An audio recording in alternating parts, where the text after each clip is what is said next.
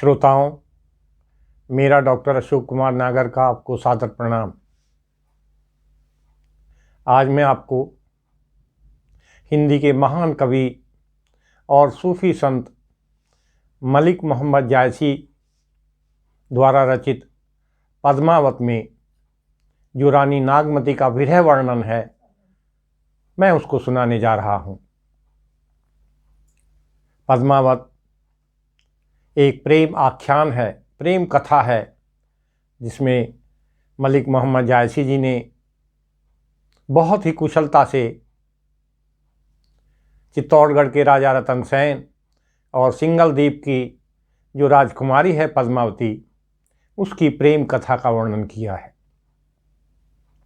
पद्मावत महाकाव्य का जो सूत्रधार है वो हीरामन नाम का एक तोता है।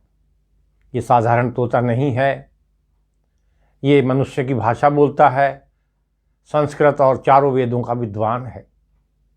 किसी समय ये हीरामन नाम का तोता सिंघल द्वीप की राजकुमारी पद्मावती के महल में रहता था। उसका ये पालतू तोता था। एक दिन बिल्ली के डर से अपनी जान बचाकर ये वहाँ से भागा, ढाक के जंगलों में कुछ दिन रहा और वहाँ इसको एक बहेलिये ने चारा डालकर पकड़ लिया।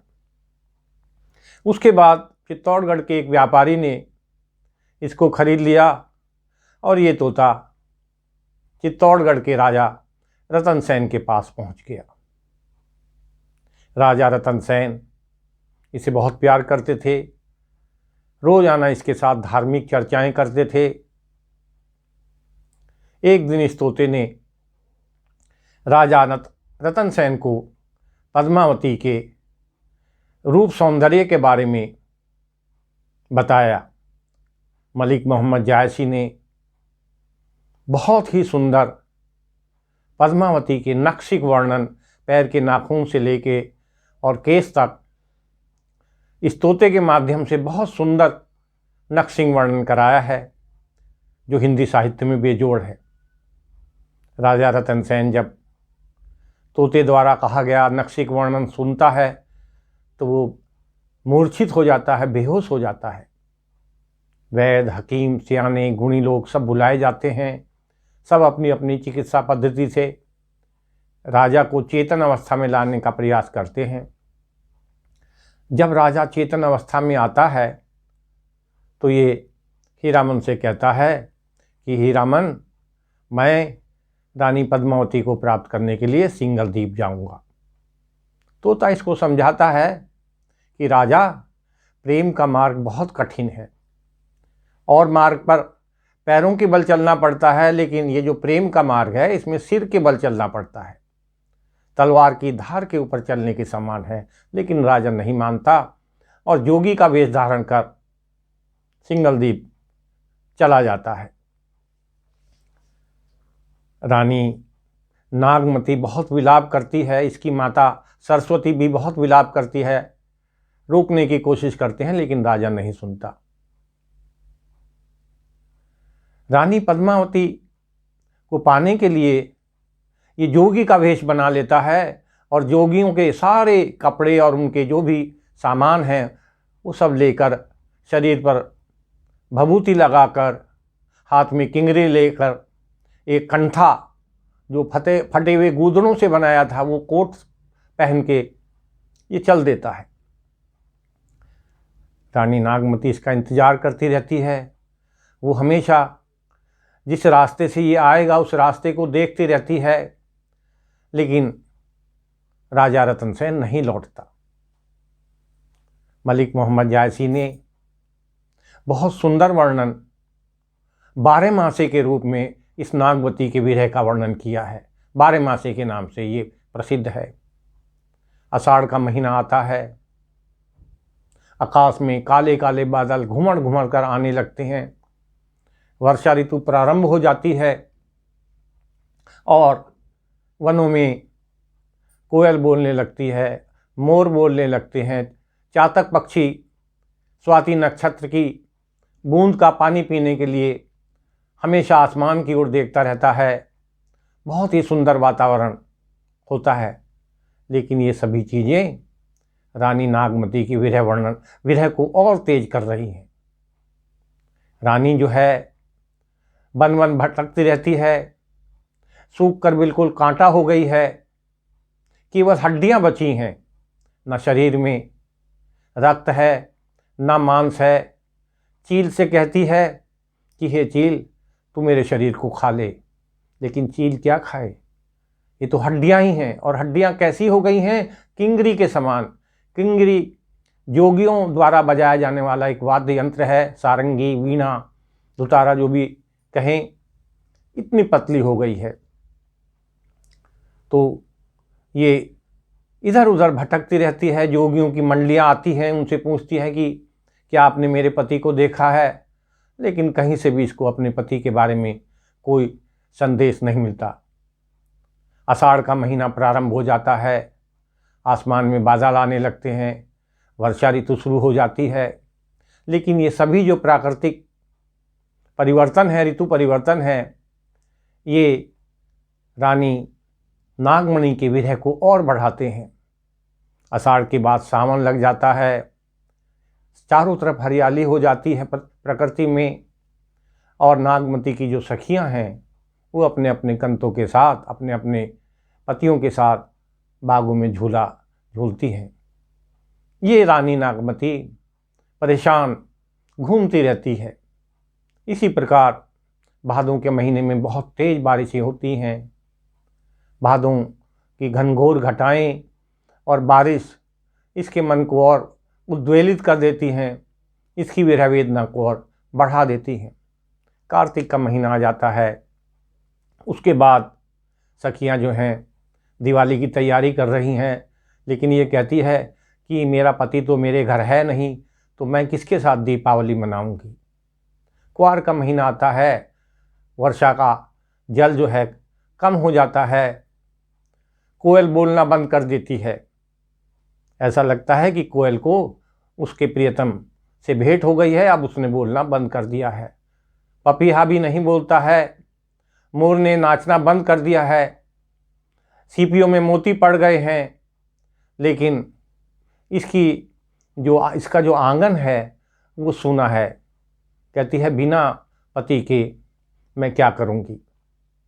इस प्रकार मलिक मोहम्मद जायसी ने 12 महीनों का वर्णन किया है और धीरे धीरे 1 साल समाप्त हो जाता है। अब रानी जो नागमती है, इसके धैर्य का बांध टूट जाता है। ये महल छोड़ देती है और जंगलों में भटकने लगती है। पक्षियों को नाम ले लेकर पुकारती है कि हे कौवे, क्या आपके पास मेरे पति के बारे में कोई संदेश है। कोयल से पूछती है और तरह तरह के जो नाना प्रकार के पक्षी वन में मिलते हैं उन सब से अपने पति के बारे में पूछती है, लेकिन कुछ पता नहीं लगता। भौरे से और कौवे से कहती है पीऊ से कहो संदेशरा, हे भौरा हे काग, सोधनी बिरहे जल गई तेहिक धुआं हमला। हे भौरे हे काग, तुम मेरे पति के पास जाओ और उससे यह संदेश कहो कि तुम्हारी पत्नी जो है वो विरह की आग में जल गई है और उसके शरीर से जो धुआं निकला है उसी की वजह से हमारा रंग काला पड़ गया है। इसके शरीर में इतनी तेज अग्नि जल रही है कि यही पंखी के नियर जाई, कहे विरह की बात, सोई पंखी जल जाए तरवर होई निपात। ये जिस पक्षी के पास जाती है वो पक्षी जो है इसकी विरह की अग्नि से जल जाता है। और तरवर जो है, वृक्ष जो हैं वो जल जाते हैं, उनके पत्ते जो हैं गिर जाते हैं और वो निपात हो जाते हैं, पत्तियों से विहीन हो जाते हैं। लेकिन इसके पति का कोई पता नहीं चलता। एक दिन रात के आधी रात को ये बहुत करुण विलाप कर रही है, बहुत ज़ोर ज़ोर से जंगल में रो रही है। जंगल में पूरी बिल्कुल शांत है जंगल, कोई भी आवाज़ नहीं है। सभी जो पक्षी हैं वो अपने अपने घोंसलों में सोए हुए हैं और ये बहुत करुण विलाप कर रही है, ज़ोर ज़ोर से रो रही है। तभी एक पक्षी जो पेड़ पर बैठा है वो इसकी रुदन को सुन लेता है। वो पेड़ से नीचे उतरता है और कहता है कि हे स्त्री, तुम आधी रात में इतनी जोर से विलाप कर रही हो कि जो हमारे घोंसलों में जो पक्षी सोए हुए हैं वो भी सब जाग गए हैं। ऐसा कौन सा दुख है जो तुम्हें रात में सोने नहीं देता? अपना दुख मुझे बताओ। ये बड़ी खुश होती है और उस पक्षी से कहती है कि तुम मेरे सामने बैठो। दुख तो उसको बताना चाहिए जो सुनने के लिए तैयार हो। मैं तुम्हें आज अपना दुख बताती हूँ। रानी पूरी घटना, किस प्रकार तोता जो है इसके पति को छल के ले गया, वो सारी घटना बताती है और कहती है कि तुम मेरा नाम मत लेना, तुम ये कहना रतन सेन, तुम्हारी माता जो है तुम्हारे वियोग में अंधी हो गई है। जैसे स्वर्ण कुमार के माता पिता अंधे हो गए थे स्वर्ण कुमार के मरने के बाद, तो वो भी अंधी हो गई है। वो किसी के हाथ का दिया पानी नहीं पीती है, कहती है जब मेरा रतन आएगा मैं उसी के हाथ का पानी पीऊंगी। ये जो पक्षी है ये बिना एक पल भी गंवाए तुरंत जो है सिंगल द्वीप की ओर चल देता है और बहुत लंबी उड़ान के बाद ये सिंगल द्वीप समुद्र के किनारे एक बहुत बहुत विशाल वृक्ष है, वहाँ पर जाकर ये बैठ जाता है। जब ये वृक्ष के ऊपर बैठा हुआ है तो वहाँ बहुत सारे पक्षी हैं, वो इसको देखते हैं, कहते हैं अहो मित्र, तुम इतने दिन कहाँ थे और तुम्हारा ये रंग जो है ये काला कैसे हो गया है? पक्षी कहता है कि 2 माह की बात है, मैं जम्बू द्वीप गया था, वहाँ पर एक चित्तौड़गढ़ नाम का नगर है। जब मैं वहाँ उतरा तो मैंने देखा कि राजा का महल जो है वो खंडहर हो गया है। सरकंडे की लंबी लंबी घास उसके बाग में जम गई है और उसकी जो रानी है नागमणि, वो विरह की अग्नि में जल रही है। उसकी आग से ढाक के और पलाश के जंगल जल गए हैं, पृथ्वी जल गई है, आकाश जल गया है। यहाँ मलिक मोहम्मद जायसी ने अतिशोक्ति अलंकार का बहुत सुंदर वर्णन किया है। कहते हैं सूर्य जल गया और चंद्रमा में जो ये काला दाग है ये उसी के धुएं का है। और वो पक्षी कहता है कि मैं भी जल गया था, मैंने किसी तरह अपनी जान बचाकर मैं वहाँ से भागा और उसके बाद जो है मैं जो हूँ समुद्र में डुबकी लगाकर मैंने अपनी आग को बुझाई। नागमणि कहती है, रानी नागमणि, कि मेरे साथ छल हुआ। तोता जो है हीरामन काल बनकर आया और मेरे पति को छल कर ले गया। मेरे साथ ऐसा ही छल हुआ जैसा भगवान विष्णु ने राजा बलि के साथ किया था। वामन अवतार धारण कर भगवान विष्णु ने राजा जो बलि थे उनका सारा राजपाट छीन लिया था और उनको पाताल में भेज दिया था। मेरे साथ ऐसा ही छल हुआ जो भगवान परशुराम के साथ हुआ था। भगवान परशुराम के पास अमोघ अस्त्र थे, कुंडल और कवच। उन्होंने ये प्रतिज्ञा की थी कि वो अपने ये जो अस्त्र हैं वो किसी ब्राह्मण को ही देंगे, लेकिन कर्ण ने ब्राह्मण का वेश बनाकर छल से ये हथियार उनको ले लिए। जब भगवान परशुराम को पता चला तो उन्होंने कर्ण को श्राप दिया कि कर्ण, ये हथियार तेरे काम नहीं आएंगे, और ऐसा ही हुआ। इंद्र ने छल के कर्ण से ये हथियार लेके अर्जुन को दे दिए और ये हथियार कर्ण के काम नहीं आए। मेरे साथ ऐसा ही छल हुआ जैसा राजा गोपीचंद थे उनकी माता के साथ हुआ था। बंगाल में एक बहुत प्रसिद्ध राजा थे राजा गोपीचंद, बहुत बड़ा राज था, बड़ा वैभवपूर्ण वो अपना जीवन व्यतीत करते थे। बहुत सारी रानियां थीं उनके महल में, हर तरह की सुख सुविधा थी। एक जोगी आया जालंधर नाथ और उसने अपनी जो करामात दिखाए, करिश्मे दिखाए, तो राजा गोपीचंद जोगी का वेश धारण कर अपने पूरे राजपाट को छोड़कर, रानियों को बिलखता हुआ छोड़कर, माता को छोड़कर इस जोगी के साथ हिमालय पर्वत पर चले गए। श्रोताओं, नाथ संप्रदाय में गुरु गोरखनाथ के बाद जो दूसरा स्थान है वो राजा गोपीचंद का है। तो मैं ऐसी ही ठगी गई जैसे राजा गोपीचंद की माता ठगी गई थी। भगवान कृष्ण ने यह निश्चय किया था कि वो मथुरा नहीं जाएंगे, क्योंकि कंस से उनके संबंध अच्छे नहीं थे, लेकिन अक्रूर ने उनसे कहा कि तुम्हारे मामा एक बहुत बड़ा यज्ञ कर रहे हैं और उसमें आपको आहुति देना जरूरी है। भगवान कृष्ण अक्रूर के कहने पर बलराम जी के साथ मथुरा आए, लेकिन जब कंस उनको मारने का षड्यंत्र रचने लगा तो भगवान कृष्ण ने कंस की हत्या कर दी। भगवान कृष्ण को बहुत पश्चाताप हुआ और वो मथुरा से द्वारका चले गए। कहा जाता है कि कभी भी फिर वो वापस लौट के मथुरा नहीं आए। जो गोपियाँ थी वो कहती थी कि भगवान कृष्ण ने हमारे साथ छल किया है, भगवान श्री कृष्ण ने हमारे साथ छल किया है। हिंदी के प्रसिद्ध कवि सूरदास ने भ्रमर गीत में इसका बड़ा सुंदर विरह वर्णन वहाँ की गोपियों का किया है। गोपियाँ कहती हैं, तब ये लता लती अति सुंदर, अब भई विषम ज्वाल की पुंजे। ये जो ब्रज की लताएं हैं, यमुना के किनारे की लताएं हैं, जब भगवान कृष्ण के साथ हम थे तो ये बड़ी सुंदर लगती थी, अब ये विषम ज्वाल की पुंजे लगती हैं, अग्नि की लपटों के समान ये हमें जलाती हैं। तो नागमणि कहती है कि जैसे गोपियाँ छली गई थी ऐसे मैं भी छली गई। वो मेरे सारस की जोड़ी को ले गया, मुझे क्यों नहीं मार गया।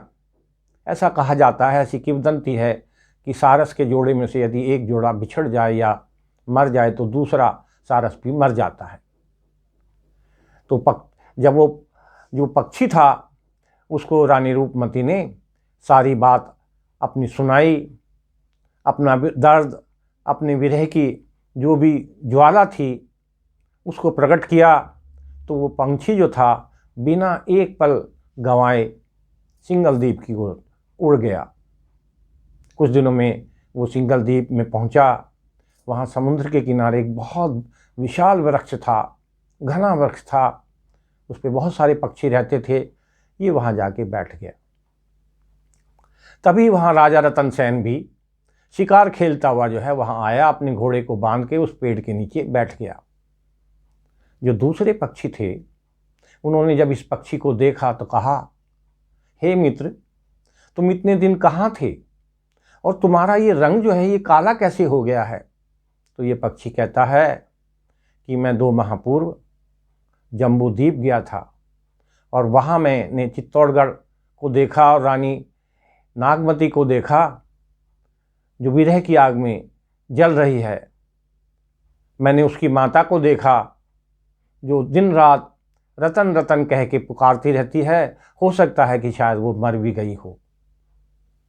राजा रतन सेन से वो ये सारी बातें सुन रहा था।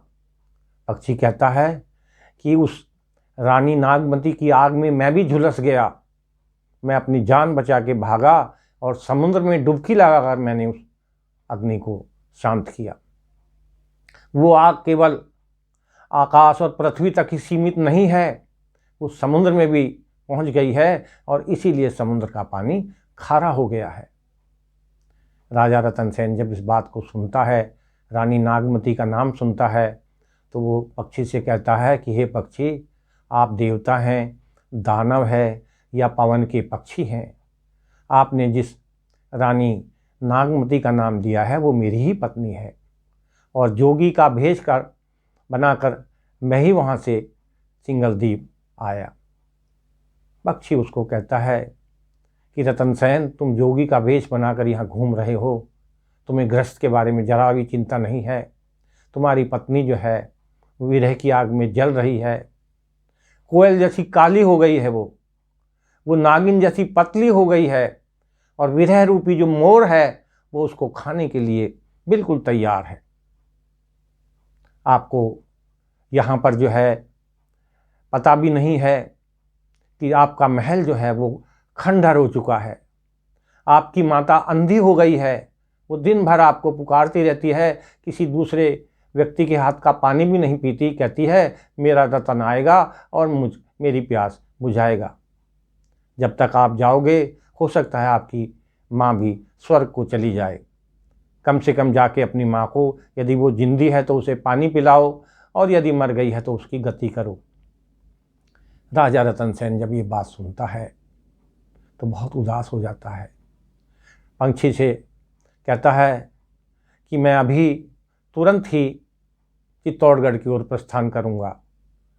पक्षी इसको कहता है कि ये जीवन जो है ये क्षणभंगुर है, जो हमारा बचा हुआ जीवन है उसको दिनों से नहीं गिना जा सकता, ये सांसों से गिना जा सकता है। एक सांस है एक पल के लिए और अगले पल ये सांस रहेगी या नहीं रहेगी इसका कुछ पता नहीं है। और इतना कहते हुए वो कहता है अंत में कि जब से मैंने आपकी रानी को देखा है मेरा चित्त जो है बहुत ही परेशान है और मैं अब अपने जो मेरा मूल स्थान है विंध्याचल पर्वत के वन वहाँ जाऊँगा, वहाँ शांतिपूर्वक रहूँगा, यहाँ मैं बहुत परेशान हूँ। इतना कहते ही वो पक्षी जो है उड़ जाता है।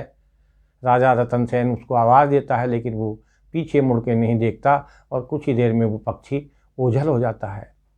राजा रतन सेन सोचता है कि जैसे ये पक्षी ओझल हो गया एक दिन मैं भी चला जाऊंगा। तुरंत अपने महल में जाता है और रानी पद्मावती को लेके चित्तौड़गढ़ की ओर चला जाता है। श्रोताओं, अब मैं इस कहानी को यहीं विराम देता हूँ। आपको यदि ये कहानी पसंद आए तो आप अपने कमेंट्स भेजिए और मेरे चैनल को सब्सक्राइब कीजिए। धन्यवाद।